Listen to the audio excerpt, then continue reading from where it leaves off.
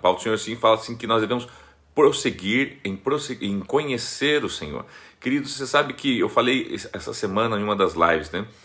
Às vezes nós nos apegamos a alguns versículos isolados e criamos algumas doutrinas que só Jesus na causa, né? Do tipo, né? O meu povo perece por falta de conhecimento, né? Achando que para nós, né, não perecermos, nós não podemos, ou melhor, nós temos que ter muito conhecimento, né, para não perecer. Na verdade, a Bíblia fala assim, meu povo perece por falta de conhecimento, mas é o conhecimento de Deus, ou seja, o povo perece sim, mas quando ele não tem conhecimento de Deus, não é conhecimento das coisas, né, das coisas que Deus fez, não, da ciência, não estou fazendo aqui também, opa, só uma mexidinha aqui, não estou fazendo aqui uma apologia também, é você não estudar, não é isso, tá? Mas assim, às vezes as pessoas se preocupam mais em conhecer, né, as coisas ao seu redor, a filosofia, né, o social, enfim, e deixa de o principal, que é conhecer o Senhor. Então, quando nós nos propomos a estudar a palavra de Deus, nós estamos nos propondo a conhecer a Ele, porque a palavra do Senhor diz assim que Ele é o Verbo e que habitou entre nós. Então, bom dia, né? Bom, ó, Marli dizendo aqui que hoje retorno para Curitiba com minha mãe, graças a Deus, que bom. Louvado seja o nome do Senhor, Marli. Né? Ainda que você não está distante, né? Porque sempre está conosco, presente, mas que bom saber que você está voltando aqui. O Mateus com certeza vai ficar muito feliz também, né? João Renima, Maria, bom dia. Cris, bom dia. Camila Camargo, Deus abençoe. Pastora Andressa, que você está fazendo acordar essa hora, pastora? Hoje é sábado, né? Você tem que descansar. Ó, o pastor mandando a outra pastora descansar, né? Ela trabalha muito arduamente semana toda, né? Deus abençoe, mas que bom que você está aí. Agora não descansa não, agora que já está aí, fica, tá? Fabiola Lanchovski, né? Sueli Rodrigues, Clara Gabilão, William César, grande Will, Deus abençoe, William, Deus abençoe meu querido, Deus abençoe meu sobrinho amado, Deus abençoe, eu te amo muito, viu? Almilcar Zapata, buenos dias, graças por estar aqui com nós outros, né? Graças. Jéssica Solete, Jéssica também firme, Cíntia, Rony Miró também, nossa, Cíntia tá. Cíntia, daqui a pouco você já pode dar aula de Gênesis, né? Tá? Todos os dias, firme com gente, graças a Deus, obrigado. Vera Kramer e a nossa Babi, queridos, o Babi, né? Que é talvez uma peça muito chave em todas essas lives, né? Desde quando a gente começou, a Babi sempre incentivando todos nós, porque sempre era a primeira, né? Até havia uma brincadeira, né? Quem vai ganhar da Babi, né? E a gente não imagina, né? Que ela é um instrumento de Deus tão forte, porque ela motiva, não só eu, como os outros irmãos que fazem live, todo mundo conhece a Babi, né? A Babi, e hoje tá ali, Babi e Vera, as duas ali que puxam, né? Essa fila aí. Vamos lá então, queridos. Gênesis capítulo 47, nós estamos já quase encerrando o livro de Gênesis, e, né, lembrando aqui toda a história de Jacó, José, né? Aquela história toda do sonho, os seus irmãos se revoltando contra ele, inveja, ciúmes, né? Pecado, porque daí querem matar o menino, para não matar, jogam no buraco, vende, ismaelitas levam, vende para Potifar coloca na sua casa, bem sucedido, começa a governar e administrar maravilhosamente bem a casa de Potifar, até que um dia a mulher de Potifar se interessa por ele, e por causa disso agora ele rejeitando ela e fugindo dela, claro, porque ele temia a Deus, e agora então ele vai parar na cadeia, né? E ali na cadeia conhece dois homens, o copeiro, o padeiro, né? Que ele ajuda interpretando sonhos, né? Mas que um deles, né? O copeiro, quando volta ao palácio, se esquece dele, passado 2 anos, então aí o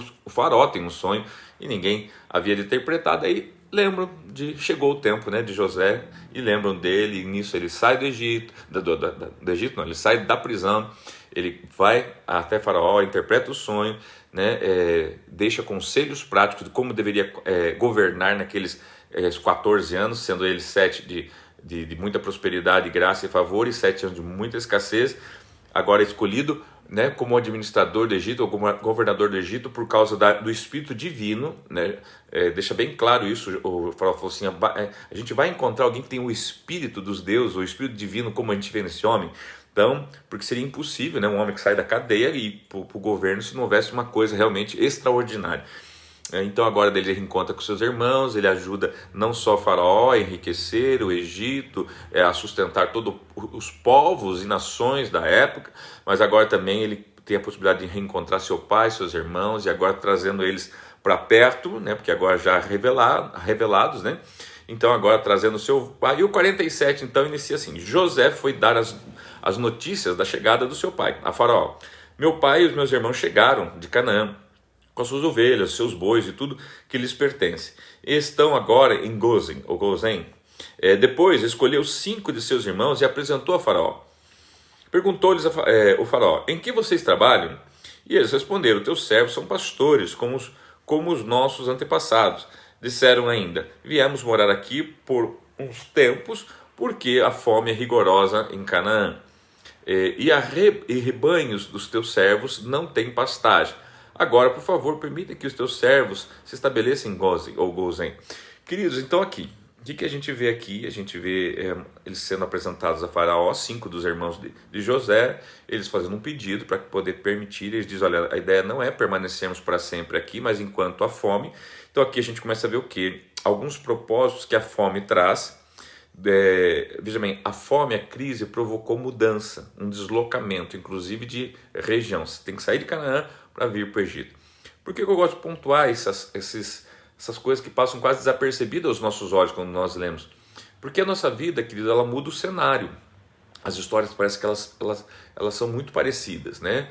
Em tempos de crises, é o momento do novo da nossa vida. Em tempo de pandemia, de crise, enfim, que seja econômico, político, tá? Ela provoca mudanças. E ainda que essas mudanças muitas vezes sejam necessárias, elas precisamos também sempre entender que nós já temos um destino pré-estabelecido por Deus, a nossa Canaã celestial. Então, ainda que você tenha que por algum motivo, por algum momento, né? Tipo a Marli viajou para Moarama, mas já está voltando. Nós devemos ter isso em mente. Por quê? Porque nós vamos ver aqui à frente que eles vão para uma das melhores terras do Egito. Tá? Ai, me afoguei com a saliva. Como diria a Dilma, né? Me afoguei comigo mesmo. Né? Então, agora então a gente vê que se a gente olhar assim para a questão do bem-estar, talvez eles pensassem: puxa, eu estou indo para um lugar onde eu não vou mais, posso morrer aqui, tá tudo bem, né? Não preciso mais ir para lugar nenhum. Afinal de contas, aqui eu tenho água, eu tenho boas terras, eu tenho um Faraó que está sendo misericordioso, hospitaleiro com a gente. Mas não, é importante a gente ter em mente, querido, que o Egito ele simboliza o mundo, né? O mundo sempre vai nos acolher, sempre vai fornecer a nós provisões, sempre vai, mas nós temos um destino, a nossa Canaã celestial, tá bom? Vamos lá, verso 5 diz assim: então Faraó disse a José: seu pai e seus irmãos vieram a você e a terra do Egito está à sua disposição. Faça com o seu pai e seus irmãos, faça com que seus pais e seus irmãos habitem na melhor parte da terra. Deixe-nos morar em Gozen. E se você vê que alguns deles são competentes, coloque-os como responsáveis do meu rebanho. Aqui a gente vê o que? Já uma expertise, já vemos aqui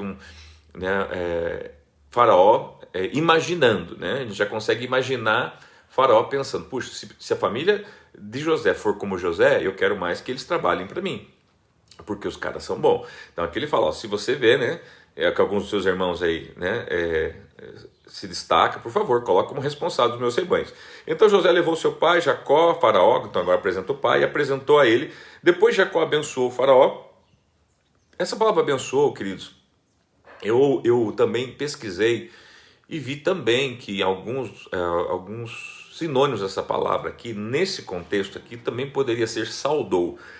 Porque é óbvio que a gente já olha essa palavra abençoou como algo assim, né, do maior, né, uma pessoa maior abençoando o menor, uma coisa assim. Também podemos considerar esse contexto, mas quero considerar também o contexto que foi uma saudação, tipo, oh, bom dia, uma coisa parecida assim, tá bom? E este lhe perguntou: quantos anos o senhor tem? Jacó respondeu a Faraó: são 130 anos da minha peregrinação. Foram poucos e difíceis, e não chegam aos anos de peregrinação dos meus antepassados. Então Jacó abençoou o Faraó e retirou-se. De novo, né? Agradeceu e Deus abençoe, fica com Deus, né? E se retirou. Tá? O que eu quero chamar a tua atenção, ele pergunta a idade de Jacó. Jacó fala, né, 147 anos. Observe que agora que nós vamos ver que... Lembra quando José, ele viveu quantos anos com seu pai? 17, né? Porque com 17 anos ele foi pego pelos seus irmãos e vendido. Agora nós vamos ver que eles vão habitar aqui, Jacó também vai habitar aqui no Egito, junto com José, por mais 17 anos. Ou seja, 22 anos ficaram separados, 17 juntos, 22 anos separados, e agora 17 eles vão passar juntos aqui. Só uma curiosidade, ok? Versos então, número 11, José instalou seu pai, seus irmãos, e lhes deu propriedade na melhor parte das terras do Egito, na região de Ramsés, conforme a ordem de Faraó. Providenciou também sustento para o seu pai, para os seus irmãos e para toda a família, de acordo com o número de filhos de cada um. Não havia mantimento em toda a região, pois a fome era rigorosa. Então aqui reforça a ideia da crise que estavam passando, ok? Tanto o Egito como Canaã desfaleciam por causa da fome. Então agora, irmãos, a gente vê que a fome se aproximou, né? Tipo assim, o vírus começou a estar mais perto de mim, né? Então, porque a gente vê o Egito também começando a ter fome, né? Canaã e o Egito. José recolheu toda a prata que circulava no Egito e em Canaã, dada com pagamento de trigo que o povo comprava, levou ao palácio de Faraó.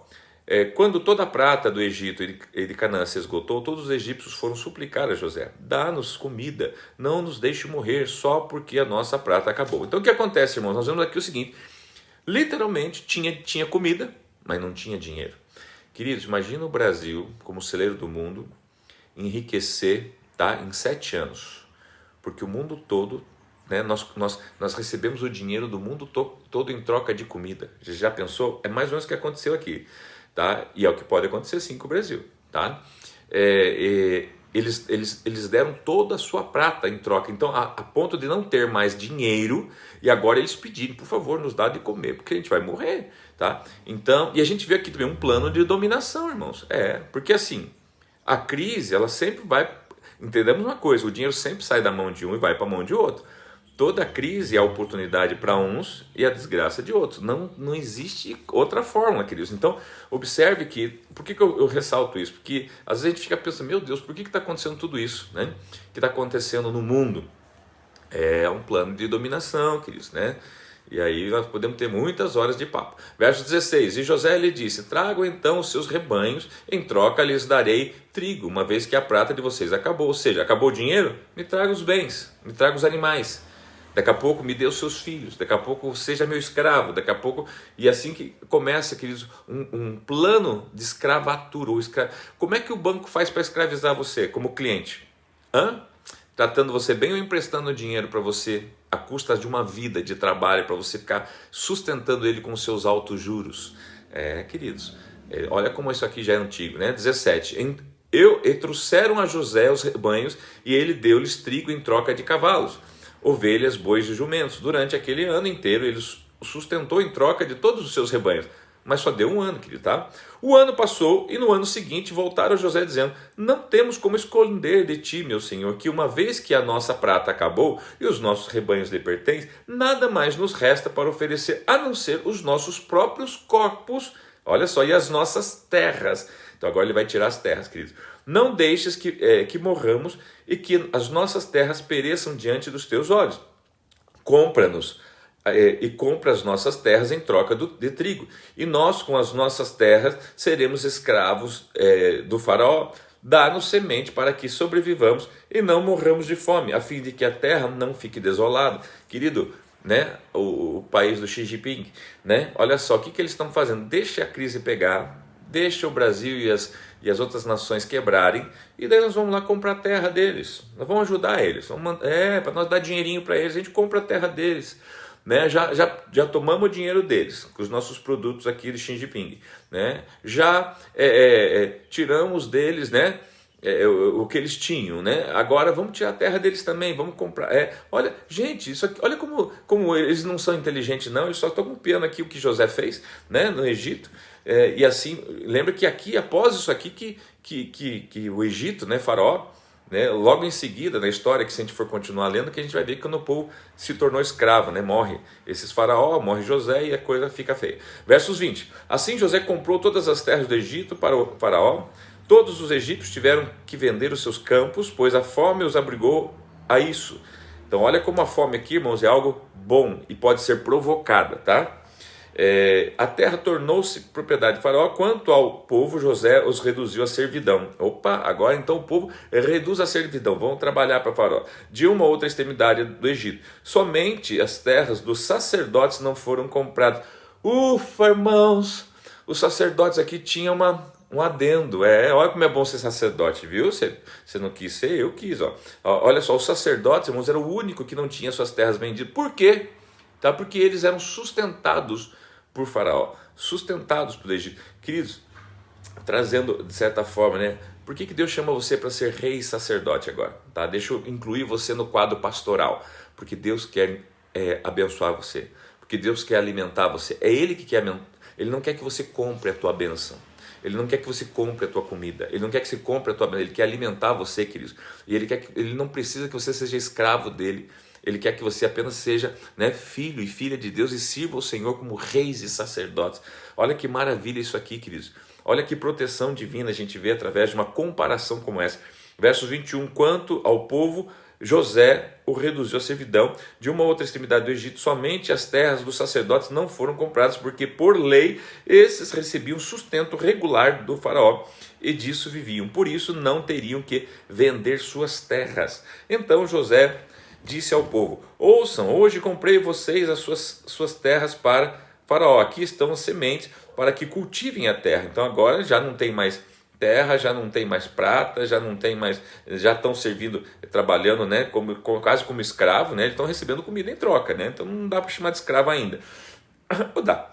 E agora então José fala assim, ó, vocês vão receber semente e vão plantar. Ai, que coisa boa, né? Versos 4, mas vocês darão 1/5, ou seja, 20%, tá, disso toda a sua colheita ao faraó. Será um pequeno imposto. Os outros 4/5 ficarão para vocês com semente para os campos, para o alimento de vocês, seus filhos e os que vivem em sua casa. Aqui, irmão, muito possivelmente, a gente vê que deveria estar acabando o alimento. Porque José se preocupou em quê? Em fazer eles plantar, para começar a colher. Só que ele também garantiu, né, a faraó garantiu as pessoas, tipo assim, agora vocês vão então, eu vou dar semente para vocês, vocês vão plantar 1/5, ou seja, 20% de tudo, vocês, já é do faraó, tá? Que vocês colherem já é do faraó. Vocês vão ficar com uma parte dessa plantação para vocês plantarem, né, ou replantarem, para vocês comerem, tá bom? E viverem, tá?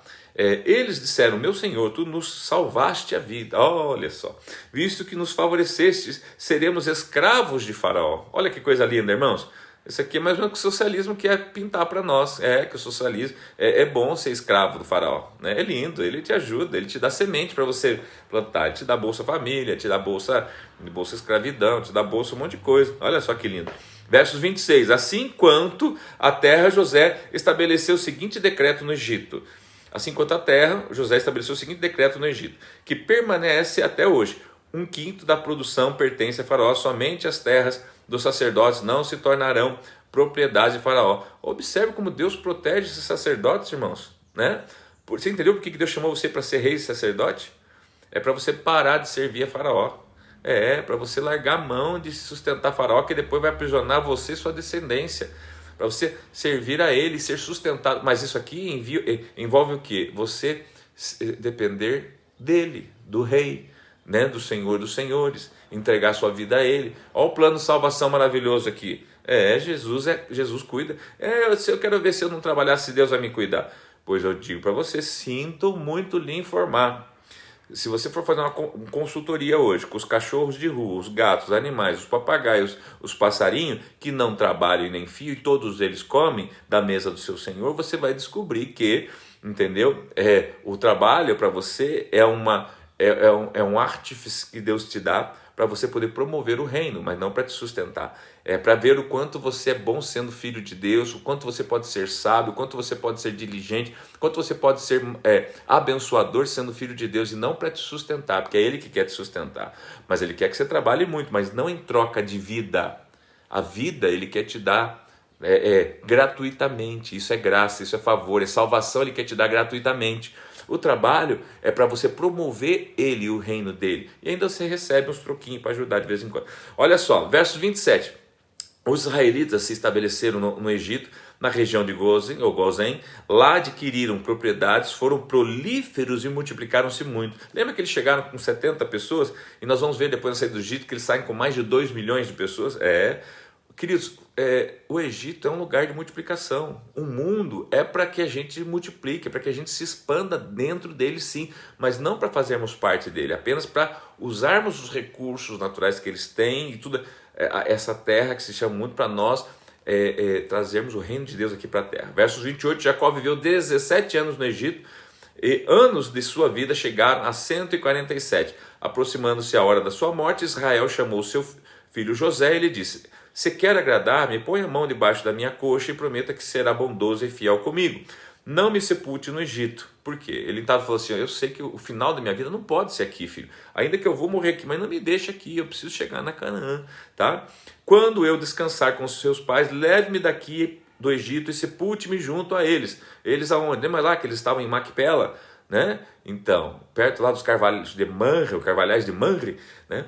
Quando daqui do Egito e sepulte-me junto a eles. José respondeu, farei como o Senhor me pede. Mas Jacó insistiu, jure-me, e José lhe jurou. Israel curvou-se, apoiou em seu bordão. Em umas versões fala que ele apoiou-se em na cabeceira da sua cama, e então agora adorou a Deus e agradeceu e orou.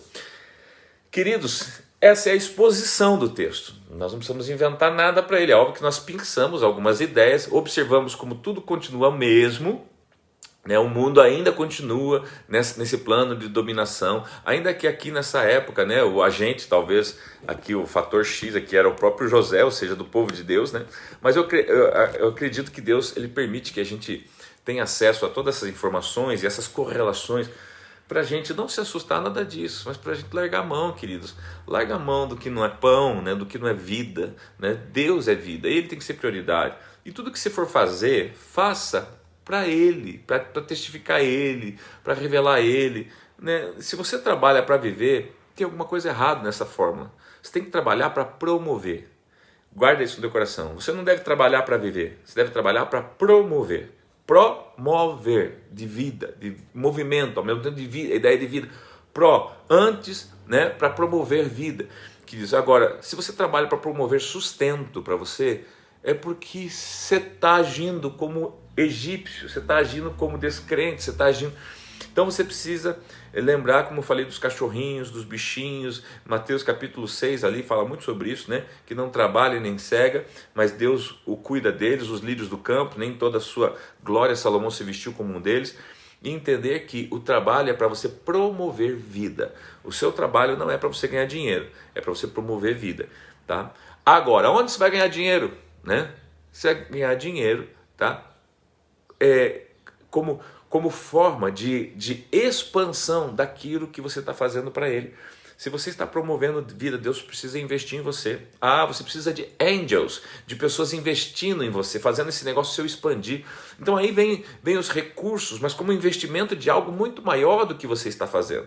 Então, queridos, eu quero tentar aqui levar você a pensar um pouco diferente, porque a mentalidade que afasta as pessoas de Deus justamente é a mentalidade que eu preciso sobreviver ganhando dinheiro, porque se eu não trabalhar ninguém paga as minhas contas, entendeu? Na verdade, isso tem uma parcela de verdade nisso, mas um mecanismo errado, porque você vai trabalhar sim, talvez até mais do que você trabalha hoje, mas não para ganhar dinheiro, para promover vidas e estabelecer vidas. E em contrapartida a esta missão que você faz de estabelecer vida, então Deus ele investe no seu negócio, né, na sua vida de uma maneira muito poderosa, e a hora que a expansão vem sobre a sua vida sobrenaturalmente. Que esta palavra fique no teu coração e que você possa meditar nela e que ache lugar no teu coração para que ela possa crescer, multiplicar e expandir dentro de você. Um beijo grande, fica com Deus, obrigado pelo seu carinho, pela sua companhia, né? Deus abençoe.